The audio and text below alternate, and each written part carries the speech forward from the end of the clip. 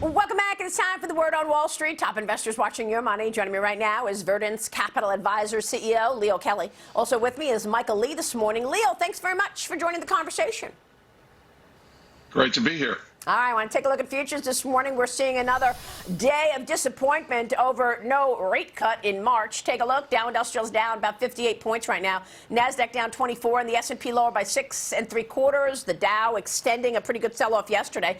Oil prices are higher this morning. Of course, the U.S. launched retaliatory strikes in Iraq and Syria against Iranian-backed forces. And take a look at crude, up about 0.5% this morning. Meanwhile, the CEO of Occidental Petroleum, Vicki Hollub, predicts the oil market will face supply shortages by the end of 2025 because the world is not replacing crude reserves fast enough, she says. Leo, your reaction in terms of the Mideast conflicts, what's happening to this market, and the oil market in an environment where inflation remains a concern. How do you want to allocate capital? Maria, I think you're hitting two different points, but two important points. First of all, I think the market got a little ahead of itself with 6 rate cuts. Where that came from, I have no idea. What we are actually starting to see is exactly what we talked about all last year. If the Fed gets too dovish too early, then inflation's going to rear its head back. There's too much money in the system post-COVID. And oil is another example of it. We have a lot of inflation, there's a lot of capital, and she hits the point spot on. This push to go electric has changed the supply-demand curve. And you can't force this kind of thing. It takes decades to change an operation this large. And by forcing it too quick, we're going to see these constant price disruptions in the market. This is the beginning, Maria. This isn't the end of this problem. Now, I mean, do you think that the macro story is weakening, as so many people do? I'm wondering how you feel about 2024 in terms of the backdrop for all of this. Well, I think if we take a step back, we had a good year, a surprisingly good year in the economy. We got through the year without a recession. The Fed became dovish. And I know people are looking for the Fed to become dovish, but let's take a step back. The S&P 500 is making an all-time high.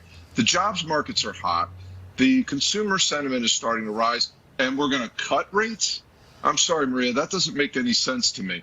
We are already just barely above neutral, which in the environment that we're in, with the massive amount of money supply that was added over the last several years, this is dovish. And because of that, you're starting to see some early signals for returning inflation. The service sector numbers were surprisingly good. The jobs market is surprisingly hot.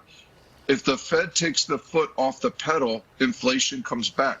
The Fed wants to get to 2%. That means the economy has to slow before the end of the year.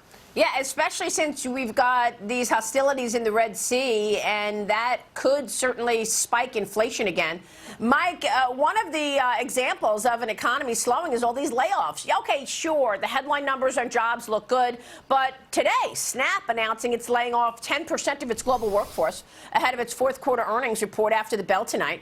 Adding to the big tech wave of 32,000 job cuts this year, Mike, your thoughts on the jobs market and the macro story from your standpoint? Well, what you're seeing from Snapchat is that they're just a little bit late to the game. Every single other major technology company started laying off people towards the middle of 2022 and then up till now. And it's basically investors are talking to these companies in Silicon Valley and saying, hey, we want to see a lot more profitability. We're not interested in your investment in your own company at the levels you're doing it right now, to the point where last week Google sold off in part because of their own internal investments inside their own company. So it's a focus on profitability and margin expansion for a lot of these technology companies. I think the numbers coming out of the BLS, it's a tremendous amount of window dressing and statistical nonsense. I don't see the economy falling off a cliff, but to suggest that we have some sort of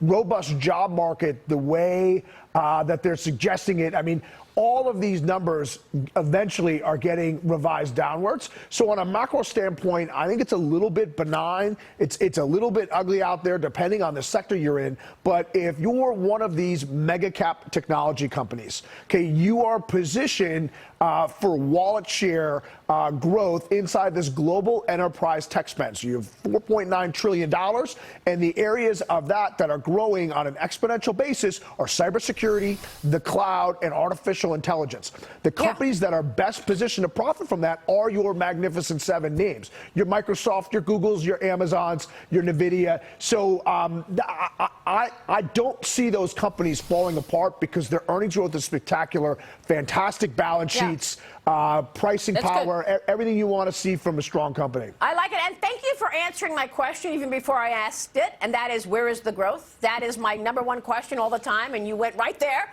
anticipating me. Thank you, gentlemen. Great conversation. Leo Kelly, good to see you. Come back soon, sir. Mike, you're with us all morning, and we're so grateful. Quick break.